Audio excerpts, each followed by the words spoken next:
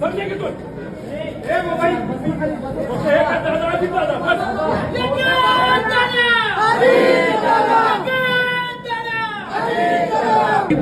परिस्थिती बघितल्यानंतर दादांच्या डोळ्यात पाणी मी बघितलेलं आहे. मग ही भावनिक भूमिका दादांची असताना याच्यामध्ये आम्ही राजकारण का करू? अरे नको आम्हाला हे विलिनीकरण, पण आधी त्यांना न्याय तर द्या. तिला एफआयआर तर करा.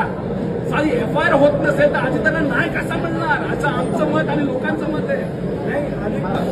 अजितदादांच्या विरोधात या बारामती मतदारसंघातून कोण उभं होतं? युगेंद्र इथं आहे.